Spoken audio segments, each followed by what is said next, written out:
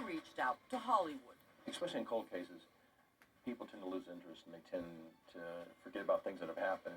But if you can come along and do a reenactment of the crime, then that's something that catches people's attention. Together, the men decided to produce a reenactment based on police reports and what they believed happened that night. Mom? It was a shockingly realistic portrayal.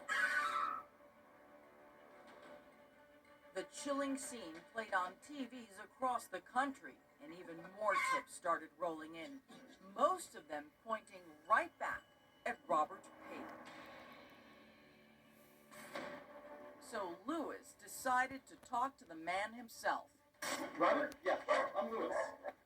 We decided to go up to Robert Pape's door, knock on it during the daytime, and with Hollywood, film the encounter and make it a passive encounter. And basically we were there just trying to find folks that knew Becky in high school, working toward this tribute video, something, a positive thing, because we wanted to get the story out to anybody and everybody and get it moving. But was there really a tribute video, or was this just a setup? Asking friends of hers who knew her back at the time just to see a few words about her. Well, I asked them to, what was your last encounter with Becky? The last time you saw her. And what did he say?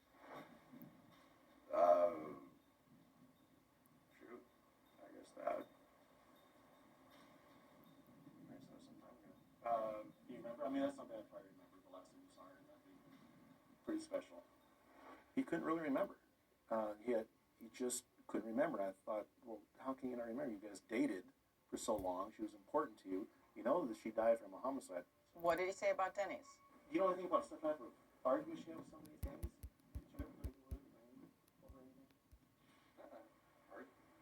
I guess I can't think of anything offhand, no.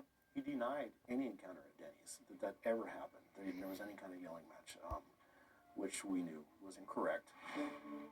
After dodging a few more questions, Robert ends the conversation, but Lewis leaves satisfied. And you played with him. Yeah, we did. You put the pressure up. We did put the pressure on him. So the pressure is now getting really intense. Yes. The media scrutiny, everyone's talking about it, the billboard, it's like everywhere now. Right. Does that change anything? It does. In a surprise move, 7 years after the triple homicide in Pinyon Pines, it seemed then District Attorney Paul Zellerbach was finally ready to move forward. Robert Pate and Christian Smith were under arrest. So they were arrested, and what were they charged with? They were charged with triple homicide, each of them. But that wasn't the end of the story, though. No. Coming up, One of the happiest days of my life when they were arrested. and then that was followed by Complete shock. allegations of corruption threatened to derail everything. But then, Take your best shot. did authorities have it all wrong in the first place? Javier Garcia, who is he? Javier was very, very much in love with Becky, and Becky was not in love with Javier.